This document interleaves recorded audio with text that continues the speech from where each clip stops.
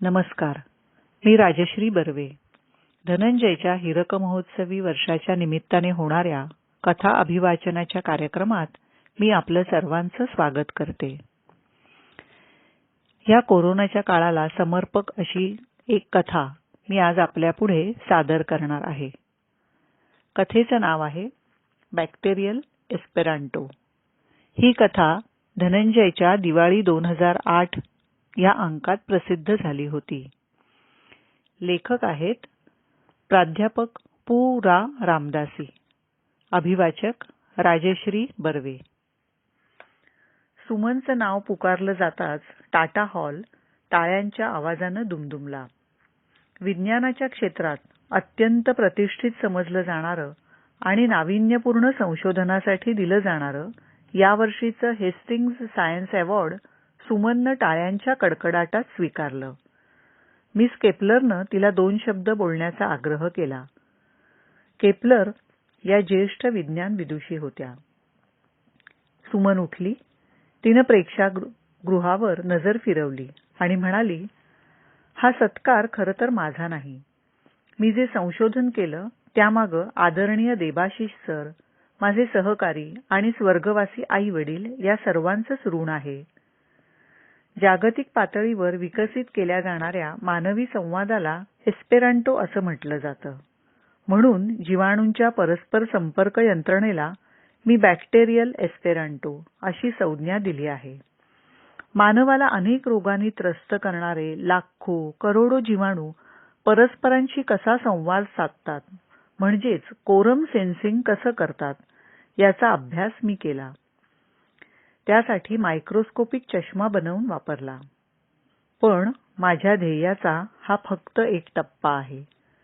माझं अंतिम ध्येय आहे की जीवाणूंची संपर्क यंत्रणा नष्ट करण्यासाठी उपाय शोधणं, ज्यामुळे मानवजात रोगमुक्त होऊ शकेल. आपणा सर्वांचे आशीर्वाद आणि सहकार्य मला हवं आहे. धन्यवाद. पुन्हा एकदा टाटा हॉल टाळ्यांच्या कडकडाटानं दुमदुमला. आपल्या आलिशान बंगल्यासमोर लॉनवर उद्योगपती जय मल्होत्रा ब्रेकफास्ट आणि चहा घेत बसले होते. त्यांनी वर्तमानपत्र चाळायला घेतलं. पहिल्याच पानावर फोटोसह सुमनच्या सत्काराची बातमी त्यांच्या नजरेस पडली. अत्यंत उत्सुकतेने त्यांनी ती बातमी सविस्तरपणे वाचली.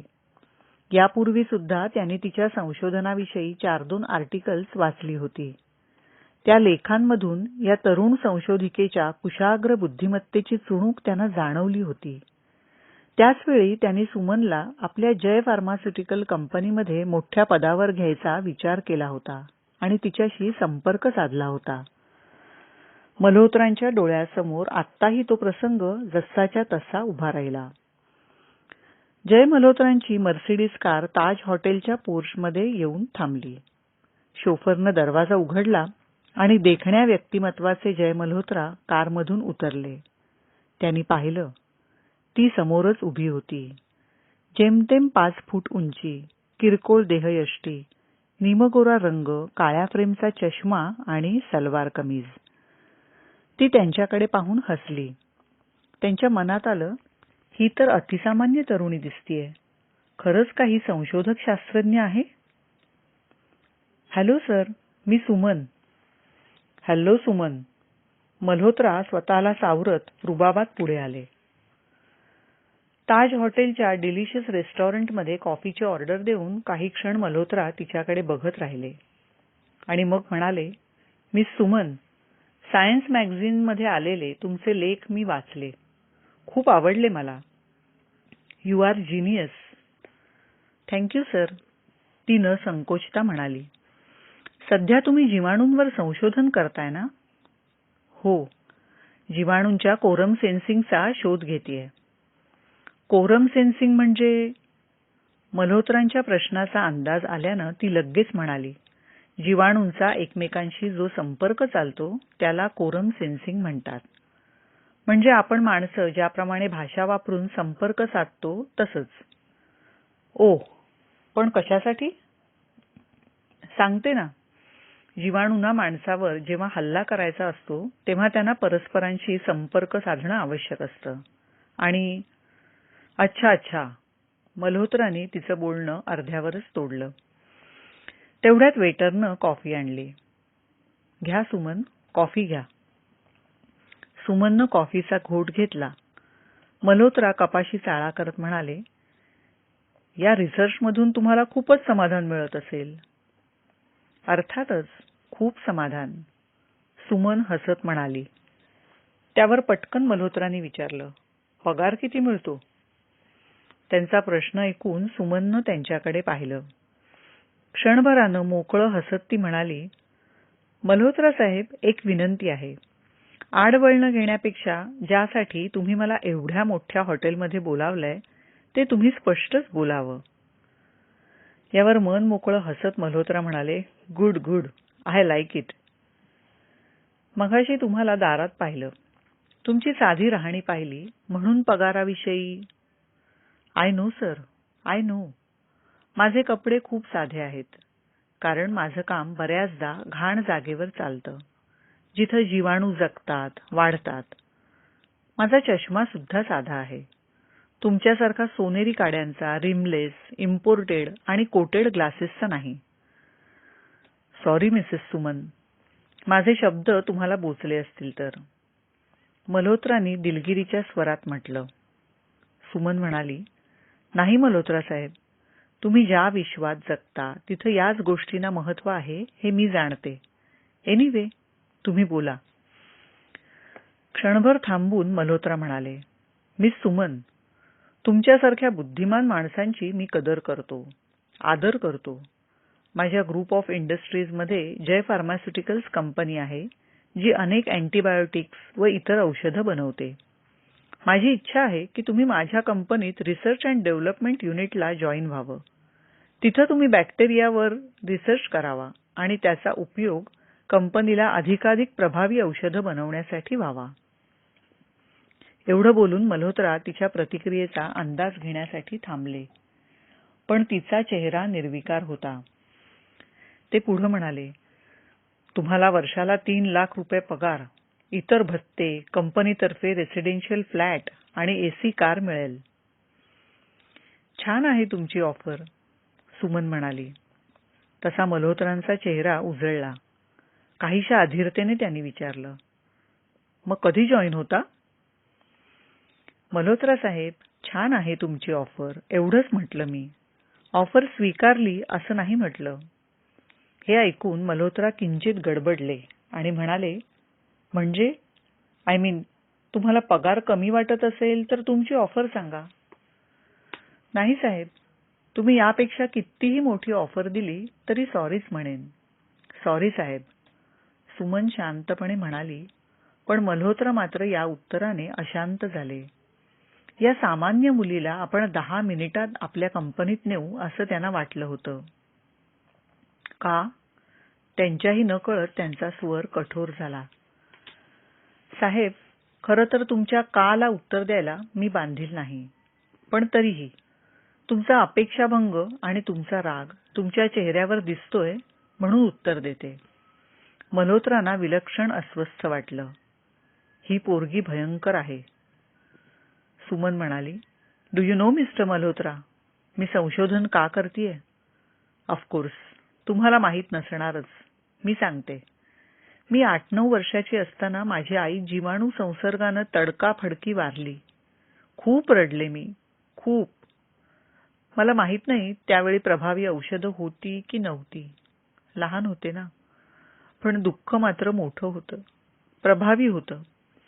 आठवतंय मला, माझे बाबा रडले नाहीत. बायकोच्या अकस्मात मृत्यूचं दुःख त्यांना मात्र पोखरत राहिलं आणि तेही 8-10 महिन्यातच वारले. मी पोरकी झाले. त्या आठवणींनी सुमनचे डोळे पाणावले. मल्होत्रांचा राग ओसरला. त्यांच्या मनात तिच्याबद्दल कणभर कणव निर्माण झाली. सुमननं स्वतःला सावरलं आणि म्हणाली, साहेब, मला जीवाणूंवर सूड घ्यायचा आहे. Yes sir, I mean it.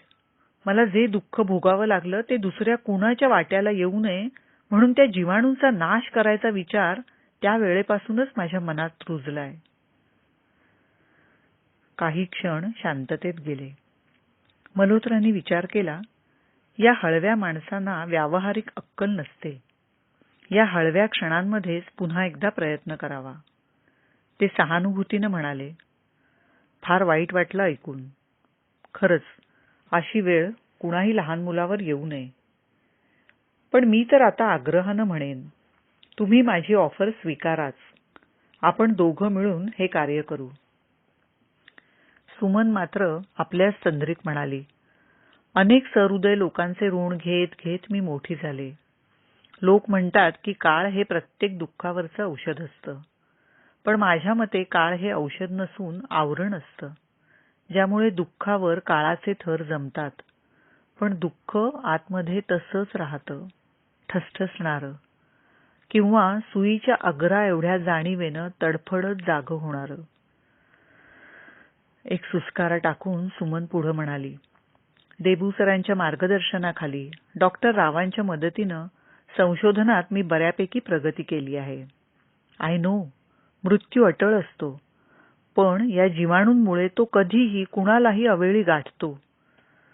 Saheb, quorum sensing जाणून घेणं हा टप्पा गाठला की माझं अंतिम ध्येय मला लवकर गाठता येईल. जीवाणूंना कर्णबधीर आणि मूक बनवून त्यांची संपर्क प्रणाली नष्ट केली की मग रोग होण्याची शक्यताच संपेल. तुम्हीच सांगा मल्होत्रा साहेब, या ध्येयापुढं मला करोडो रुपयांची पर्वा कशी वाटेल? तुम्ही मला लायक समजलात, ऑफर दिलीत, त्याबद्दल धन्यवाद. And thanks for delicious coffee. एवढं बोलून सुमन निघून गेली. मळभ आलेल्या आभाळात वीज चमकून लुप्त व्हावी तशी सुमन त्यांच्या व्यावसायिक स्वार्थावर खोल ओरखडा उमटवून गेली होती. ती भेट मल्होत्रांना आत्ता आठवली. मल्होत्रांनी वर्तमानपत्रातील सुमनचा फोटो पुन्हा पाहिला. त्यावेळी ती जे बोलली ते तिनं करून दाखवलं. याचा अर्थ ती आता पुढचं संशोधन करणार. अंतिम ध्येय, रोगमुक्त समाज, औषधांची कमीत कमी गरज, किंवा कदाचित औषधांची गरजच नसणारा समाज. खरंच असं घडलं तर? कोट्यावधी रुपयांची उलाढाल असलेला औषध उत्पादन उद्योग लयाला जाईल. छे, असं कसं घडेल? माणूस म्हटला की रोग आलेच. पण या मूर्ख आणि ध्येय वेड्या बाईनं जीवाणूंना कर्णबधीर आणि मूक बनवण्याचा उपाय शोधला तर रोग होण्याची शक्यताच संपेल. संकटाची चाहूल लागली आहे. सावध व्हायला हवं. आज कल्पनेत असलेला रोगमुक्त निरोगी समाज उद्या सत्यात येऊ शकतो. असं होता कामा नये, असं स्वतःशी पुटपुटत मल्होत्रांनी सेलफोन उचलला आणि काही जणांशी संपर्क साधायला सुरुवात केली. आजपर्यंत असं कधीच घडलं नव्हतं. जीवाणूंची सभा कधीच भरली नव्हती, कारण त्यांना गंध हवेत सोडून, अतिसूक्ष्म प्रकाशकिरण परावर्तित करून किंवा ध्वनीद्वारे परस्परांशी हवा तेव्हा हव्या तेवढ्या अंतरावरून संपर्क साधता येत होता. आजही तसा संपर्क साधता आला असता, पण प्रकरण गंभीर आहे हे जाणून आजची सभा भरली होती. मुकुटासारखे दिसणारे कोरोना व्हायरस, काठी किंवा दांडीसारखे दिसणारे बॅसिलाय, चपट्या बनपावासारखे दिसणारे नायजेरिया गनोरिये, तसेच अंगरख्यासारखे दिसणारे क्लॅमिडिया, या जीवाणूंबरोबरच सॅल्मोनेला, क्लॉस्ट्रिडियम, प्रोटियस असे अनंत जीवाणू आपापल्या ज्ञातिबांधवांसमवेत लाखोंच्या संख्येनं तिथे जमले होते. गंभीर प्रकरणाची सुरुवात काही काळापूर्वी झाली होती. जीवाणूंच्या संपर्क यंत्रणेत बऱ्याचदा व्यत्यय आल्याचं जीवाणूंना जाणवू लागलं होतं. शिवाय आपले संदेश कुणीतरी जाणून घेत आहेत याचीही जाणीव काही ज्येष्ठ जीवाणूंना झाली होती. बराच शोध घेतल्यावर जीवाणूंना समजलं की माणसानं संशोधन करून आपली संपर्क यंत्रणा जाणून घेतली आहे. चर्चा केल्यावर असा धोकादायक निष्कर्ष काढला गेला की माणूस आता आपली संदेश यंत्रणा पूर्ण जाणून घेणार आणि मग ती नाहीशी करण्याचा प्रयत्न करणार. या प्रयत्नांमध्ये माणूस यशस्वी झाला तर जीवाणू जमात नाहीशी होणार. संपर्क यंत्रणा आहे म्हणून आपल्या परिसरात जीवाणू किती आहे, त्यातले स्वजातीय किती, परजातीय किती हे समजतं. माणसाला रोगी बनवण्यासाठी आवश्यक तेवढे जीवाणू एकत्र येऊ शकतात. एक एक जीवाणू माणसावर हल्ला करूच शकत नाही. केला तर तो स्वतःच मानवी शरीरातील प्रतिक्षमन प्रणालीने नाहीसा होतो. त्यावेळी काही जीवाणूंनी मत मांडलं की जोपर्यंत माणूस त्यांची तंबाखू, दारूसारखी व्यसनं सोडत नाही, घाण आणि कचरा करण्याची सवय सोडत नाही, तोपर्यंत जीवाणूंनी घाबरायचं काही कारण नाही. यावर एलिझन जीवाणूंनी म्हटलं की आपली संपर्क यंत्रणाच नाहीशी झाली तर व्यसन असूनही आपण मानवावर हल्ला करू शकणार नाही. शेवटी असं ठरलं की जीवाणूंनी मानवाची संपर्क यंत्रणा जाणून घ्यायची, ज्यामुळे मानव प्राणी जीवाणूंविरुद्ध कोणती कटकारस्थानं करतो हे आपल्याला समजेल आणि आपल्याला प्रतियोजना आखता येतील. त्यानंतर एलिझन जीवाणू जमातीनं मानवाची संपर्क प्रणाली म्हणजेच मानवाची भाषा परिश्रमपूर्वक जाणून घेतली. म्हणूनच जीवाणूंच्या सभेची सुरुवात एलिझन जीवाणू जमातीचा सत्कार करून झाली. सत्कार स्वीकारल्यानंतर एलिझन जीवाणूनं सर्वांना संदेश दिला. तो म्हणाला, सुमन नावाच्या मानवी मादीनं हे दुष्ट कृत्य केलं आहे. जसा तुम्ही माझा सत्कार केला तसाच सत्कार मानवानं सुमन मादीचा केला आहे. त्यावेळी तिनं तिचं ध्येय सांगितलंय की जीवाणूंची संपर्क यंत्रणा नष्ट करून ती मानवजातीला रोगमुक्त करणार आहे. ज्ञाती बांधवांनो, आपल्यासाठी ही धोक्याची घंटा आहे.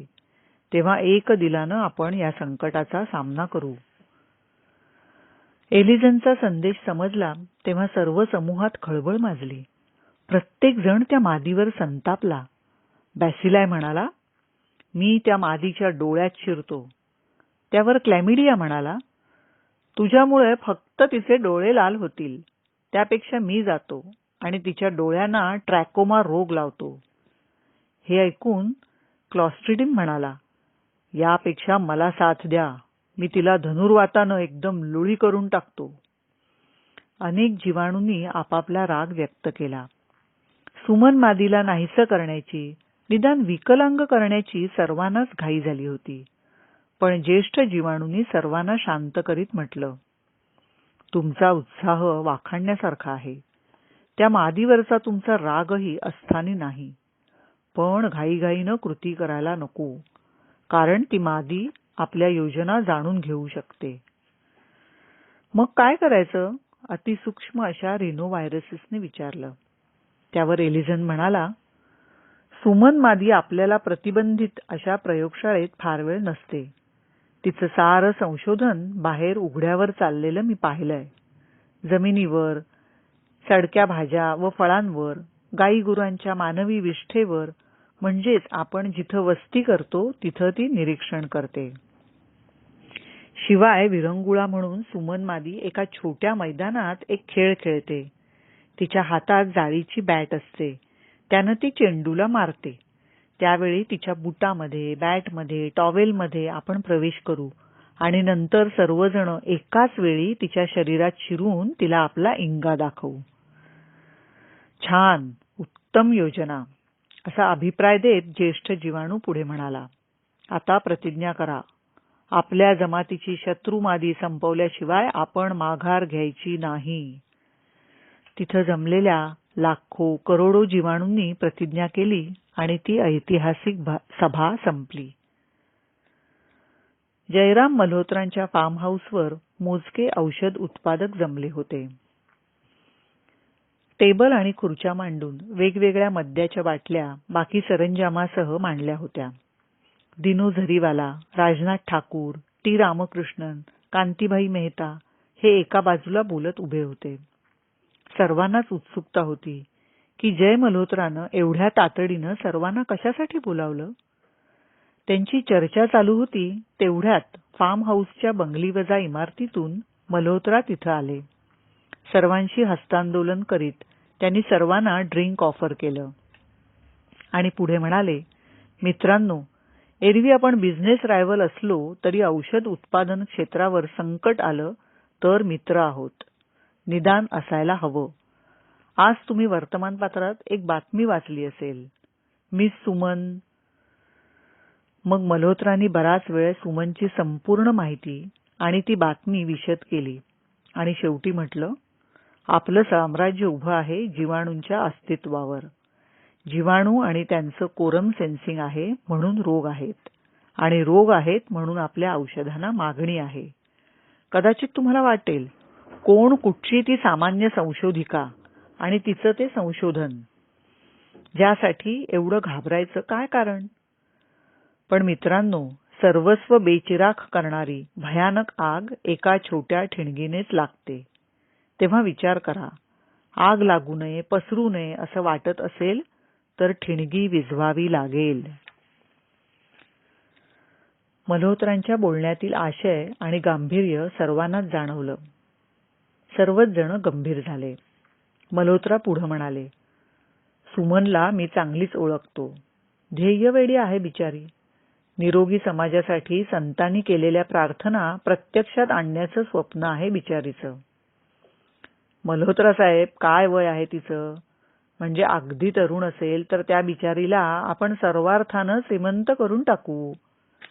सेक्स पॉवर वाढवणाऱ्या औषधाचे प्रसिद्ध उत्पादक टी. रामकृष्णन मध्येच बोलले. मल्होत्रा मात्र गंभीरपणे म्हणाले, सॉरी मिस्टर रामकृष्णन, पण प्रत्येक स्त्रीकडं मादी म्हणून बघणं कधी कधी घातक ठरतं. And for your kind information, she is very common woman and ordinary woman too. It is not your cup of tea. Excuse me Malhotra, तुम्ही म्हणता तशी ती रूपानं ऑर्डिनरी असेलही, बट आय थिंक बुद्धीनं ती नक्कीच एक्स्ट्राऑर्डिनरी असणार, झरीवाला म्हणाले. ऑफकोर्स शी इज, मल्होत्रांनी दुजोरा दिला. मग काय करायचं तुम्हीच सांगा मल्होत्रा. त्यानंतर बराच वेळ रात्री उशिरापर्यंत मल्होत्रा त्यांच्याशी बोलत राहिले. सुमन नेहमीप्रमाणे टेनिस खेळून घरी आली. शॉवर खाली मनसोक्त आंघोळ करून ती फ्रेश झाली. नंतर फ्रीजमधून तिनं फ्रूट ज्यूस काढला. पावाचे 2 स्लाइस टोस्टरमधून काढले. एक टोस्ट तिनं संपवला आणि ज्यूसचे 2 घोट घेतले आणि अचानक तिच्या घशात खवखवलं आणि तिला ठसका लागला. ठसकता ठसकता ती खोकू लागली. खोकल्याची उबळ इतकी जोराची होती की तिला प्राण कंठाशी आल्यागत झालं. खोकता खोकताच तिने ड्रॉवरमधून कोडीन फॉस्फेटची गोळी कशीबशी शोधली आणि पटकन घेण्याचा प्रयत्न केला. मात्र खोकला येत असल्याने तोंडातून पाणी आणि गोळी घशात न उतरता उलटून पडली. त्याच वेळी तिला सटासट शिंका येऊ लागल्या, नाकातून पाणी गळू लागलं, डोळे चुरचुरायला लागले, पोटात मळमळून आलं आणि लूज मोशनची भावना तीव्रपणे जाणवू लागली. तिला काही सुचेना. आपल्याला अचानक काय झालं या विचारानं ती भांबावली. ती उठली, पण तिला धडपणे उभंही राहता येईना. हेलपटल्यागत वाटलं, कारण तिच्या पोटऱ्यांमध्ये गोळे आले. तिनं पटकन सेलफोनवर डॉक्टर रावांचा नंबर लावला. येस डॉक्टर राव, मी सुमन. हां बोल बेटा, कशी आहेस? Very serious. Are you joking Suman? No I am not. एवढंसं बोलताना सुमनला धाप लागली. तिचे डोळे जड झाले. डॉक्टर राव गंभीरपणे क्षणभर गप्प राहिले. नंतर त्यांनी विचारलं, काय होतंय तुला सुमन?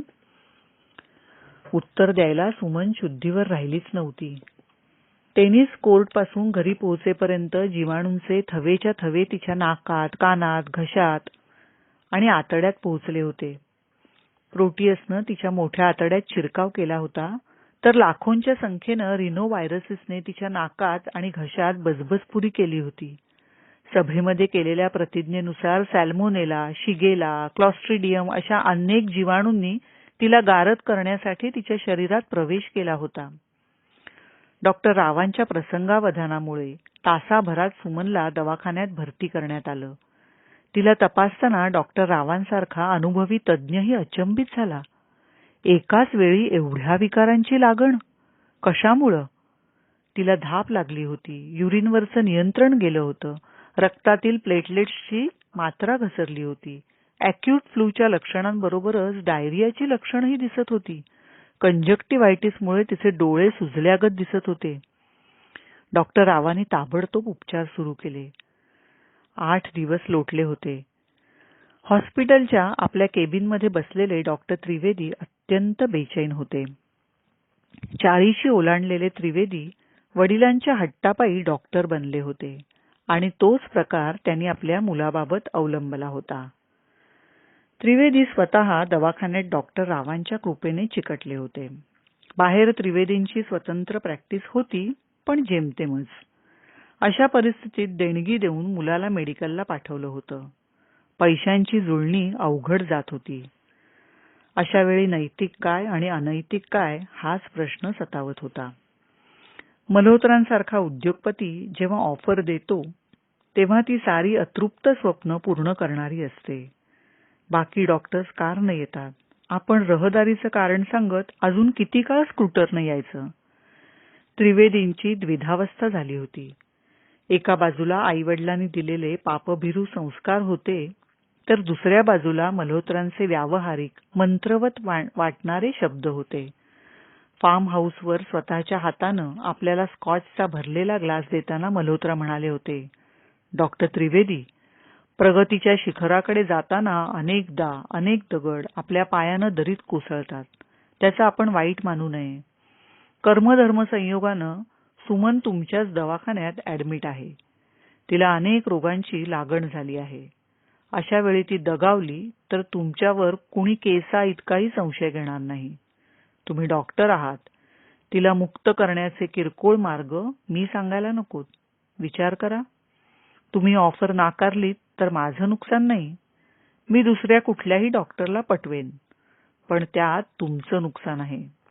लक्षात ठेवा, डॉक्टर त्रिवेदी, दारात लक्ष्मी येते तेव्हा दार बंद करणारे लोक करंटे असतात. Anyway, have a drink. आताही त्रिवेदींनी हात पुढे केला व ते इंटरकॉमच्या रिंगनं भानावर आले. Hello, doctor Trivedi here. अरे त्रिवेदी, कधी आलास गावावरून? डॉक्टर रावांनी विचारलं. आज सकाळीच सर. अच्छा, एक काम कर, तू 6व्या मजल्यावर VIP रूममध्ये गे. Yes sir. त्रिवेदींनी रिसिव्हर खाली ठेवला. रुमालानं कपाळावरचा घाम टिपला व ते निघाले.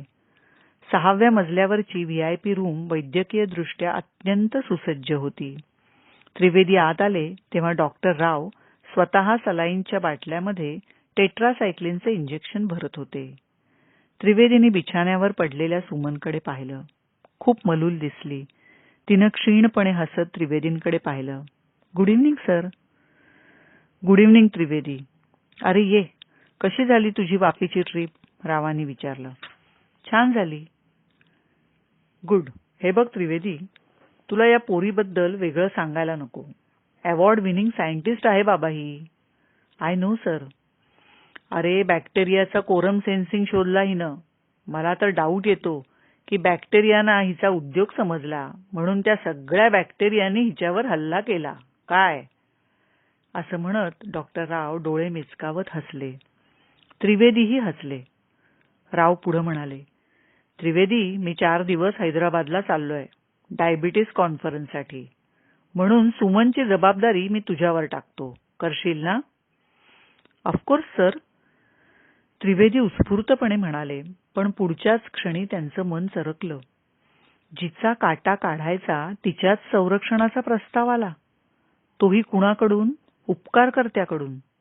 नाही त्रिवेदी, आता तुला नीतीच्याच बाजूनं राहावं लागेल. निष्कांचन राहशील, पण नीतिवान राहशील. अंतर्मनातील द्वंद्व एका क्षणात संपलं आणि डॉक्टर त्रिवेदींचा चेहरा सात्विक भावानं फुलला. त्या रात्री उशिरापर्यंत सुमन जागीच होती.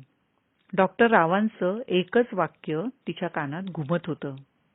डॉक्टर राव सहज गंमत म्हणून बोलून गेले, पण सुमनला तेच वाक्य सतत आठवत होतं. बॅक्टेरियाना हिचा उद्योग कळला म्हणून सगळ्या बॅक्टेरियांनी हिच्यावर हल्ला केला. सुमन राहून राहून या वाक्यावरच विचार करत होती. खरंच रावांच्या तोंडून गमतीत बाहेर पडलेल्या या वाक्यात सत्यांश असेल का? की हा आपल्या मनाचा वेडाचाळा आहे? वेडेपणा नसणार, कारण आजवर कुणालाही कधीही एकाच वेळी एवढे विकार उद्भवले नाहीत. याचा अर्थ रावांच्या या वाक्यानं काहीतरी संकेत नक्कीच दिले आहेत. सुमननं मनोमन निर्णय घेतला. डिस्चार्ज मिळाला की याच गोष्टीचा छडा लावायचा. 5-1 मिनिटात तिला शांत झोप लागली. बाझीपूरमधील अफूवर प्रक्रिया करणारा भवानी प्रसाद मुंबईहून आल्यापासून बेचैन होता. कारणच तसं गंभीर होतं.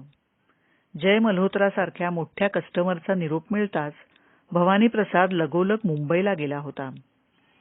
त्याला सुमनच्या संशोधनाचं संपूर्ण स्वरूप आणि त्याचे नजीकच्या भविष्यकाळात होऊ शकणारे परिणाम सविस्तरपणे समजावून सांगितले तेव्हा त्याला त्या प्रकरणाचं गांभीर्य लक्षात आलं. मल्होत्रांशी त्याचा जुना संबंध होता. हा भवानी प्रसाद अफूपासून औषधाकरता आवश्यक असणारे अल्कलाइड्स बनवत असे. चोरट्या मार्गानं अफू मिळवणे, त्याच्यापासून अल्कलाइड बनवणं आणि त्यांची अनधिकृत विक्री करून दाम-दुप्पट नफा कमावणं हा भवानी प्रसादचा उद्योग होता. सगळे सत्ताधारीही त्याला सामील होते. त्यामुळे सत्तेतील व्यक्ती बदलल्या, पक्ष बदलले, पण भवानी प्रसादचा सगळा कारभार सुखनैव चालू राहिला वर्षानुवर्ष. आणि आत्ता मल्होत्रा म्हणतात की कदाचित लवकरच औषध निर्मिती बंद पडेल. का? तर म्हणे सुमन नावाची कोणी संशोधिका मानवी रोगांचं समूळ उच्चाटन करणारं संशोधन पूर्णत्वास नेत आहे. भवानी प्रसादच्या मेंदूला फक्त एकच उपाय दिसत होता, न रहेगा बास न बजेगी बासुरी. सुमनला संपवायचा त्यानं निर्णय घेतला. इकडे मुंबईत मल्होत्रा खुश होते, कारण त्यांचं प्लॅनिंग यशस्वी ठरलं होतं. भवानी प्रसाद स्वस्थ बसू शकणार नाही याची त्यांना पूर्ण कल्पना होती. पाहुण्याच्या हातून साप मरणार होता आणि मल्होत्राचं साम्राज्य अभेद्य राहणार होतं. पुन्हा एकदा जीवाणूंची सभा भरली. सुमन प्रकरणामध्ये आपले लाखो ज्ञातिबांधव नष्ट झाले याचं सर्वांना दुःख होतं. धारातीर्थी पडलेल्यांना सर्वांनी श्रद्धांजली वाहिली आणि आता पुढं काय करायचं याची चर्चा सुरू झाली. मानवाची भाषा सर्वांना ज्ञात असल्यामुळे दूरदूरच्या प्रदेशातून जीवाणूंनी काही महत्त्वाचे संदेश पाठवले होते. त्यातील काही संदेश जाणून जीवाणू चकित झाले. मुख्य संदेश होता की काही मानव प्राणी सुमनला ठार करण्याची योजना आखत आहेत. क्लॉस्ट्रिडियम म्हणाला, असं कसं होईल? सुमन मादी तर मानवाच्या कल्याणाचं संशोधन करीत आहे, पण मानव तिला ठार करू पाहतोय. हो ना, नवलच आहे. आपण तिच्यावर हल्ला केला तो आपलं अस्तित्व टिकावं म्हणून, सॅल्मोनेलाने म्हटलं. त्यावर एलिसन म्हणाला, सुमन मादीच्या संशोधनामुळं काही मानवांचं पैशाचं नुकसान होणार आहे म्हणे. मी स्वतः ऐकलंय त्यांचं बोलणं. जय मल्होत्रा नावाचा मानव अनेकांना हे सांगत होता. त्यापैकी डॉक्टर त्रिवेदी, भवानी प्रसाद ही नावं मी ऐकली. पण पैसा म्हणजे काय? रिनो व्हायरसिसनं विचारलं. माहीत नाही, पण पैसा नावाची वस्तू प्राप्त करण्यासाठी मानव प्राणी वाट्टेल ते करायला तयार असतो असे अनेक संदेश आले आहेत, एलिसन म्हणाला.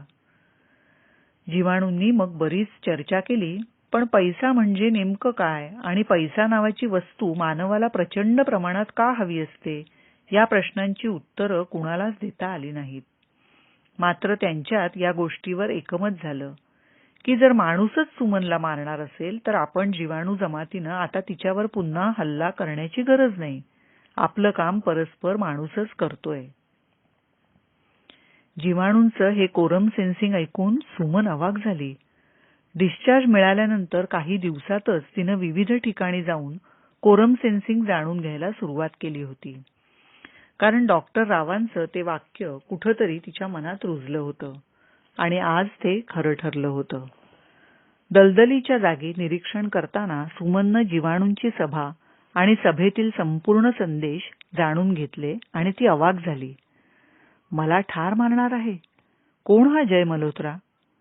प्रश्न तिच्या मनात आला आणि दुसऱ्या क्षणी तिला सारं काही लख्ख आठवलं. जय मल्होत्रांचा फोन, ताज हॉटेलमध्ये घेतलेली कॉफी, त्यांची ऑफर आणि तिनं दिलेला नकार. पैसा म्हणजे काय? जीवाणूंचा प्रश्न तिच्या डोक्यात गुणगुणू लागला. माणसांच्या कल्याणासाठी संशोधन काही माणसांसाठी संकट ठरावं? जे सर्वांसाठी संभाव्य वरदान ठरेल ते काही जणांसाठी संकट ठरावं. मग सुमन, तुला मेलच पाहिजे. नाही सुमन, तू जगलंच पाहिजे. सुमनला कशाचंच भान नव्हतं. एखाद्या भ्रमिष्ट वेड्या व्यक्तीप्रमाणे ती त्या दलदलीत बसली होती. डोक्यातील असंख्य विचारांनी ती बधीर झाली होती. मात्र भवानी प्रसादच्या फोननंतर सुमनच्या मागावर असलेला भाईचा शार्प शूटर बधीर नव्हता. हीच वेळ आहे, त्यानं ठाम विचार केला आणि सुमनवर नेम धरला. सायलेन्सर लावलेला असल्यामुळे गोळी झाडल्याचा मोठा आवाज नाही झाला, पण गोळीनं वेध घेतला. मात्र त्याच क्षणी पुढचं कोरम सेन्सिंग जाणून घेण्यासाठी सुमन किंचित वाकली आणि गोळी तिच्या मानेला चाटून गेली.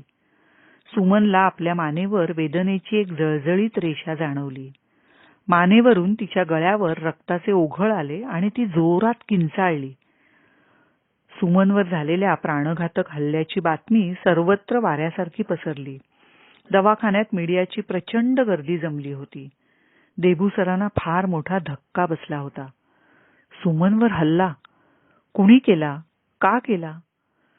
महत् प्रयासानं बाहेर डोकावणाऱ्या कढत अश्रूंना थोपवत देबू सरांनी मीडियाच्या कॅमेऱ्याला तोंड दिलं. एक गोष्ट भली होती, ती म्हणजे सुमन गंभीर जखमी झाली नव्हती. गोळी अगदी वरच्यावर चाटून गेली होती. त्यामुळं ती थोड्या उपचारांनी सावरली आणि बाहेर आली. मीडियाचे कॅमेरे आणि मायक्रोफोन्स तिच्यासाठी आसुसले होते. ती त्या सर्वांना सामोरी जात म्हणाली, मी करत असलेल्या बॅक्टेरियल एस्पेरांटो संशोधनामुळे समाजातील काही लोकांचे हितसंबंध धोक्यात आले असतीलही, पण त्याला माझा नाईलाज आहे. विश्वास ठेवा, काही तासांपूर्वी कोरम सेन्सिंगमुळे मला समजलं की 15-20 दिवसांपूर्वी जीवाणूंनी माझ्यावर हल्ला केला होता. पण मला त्याचं दुःख नाही. बोलून चालून ते जीवाणूच. पण ज्या मानव प्राण्याच्या रोगमुक्त समाजाचं स्वप्न वास्तवात आणण्यासाठी मी संशोधन करीत आहे, त्या मानव प्राण्यांपैकी काहींनी माझ्यावर हल्ला केला. जीवाणूंपेक्षाही माणूस खालच्या पातळीवर गेला. खंत वाटते ती याच गोष्टीची. पण परवा नाही. मी माझं संशोधन थांबवणार नाही. उलट आता तर अधिक जिद्दीनं करेन. जीवात जीव असेपर्यंत करेन. ज्यांना मला संपवायचंय त्यांनी जरूर प्रयत्न चालू ठेवावेत, पण मी त्यांना घाबरून थांबणार नाही.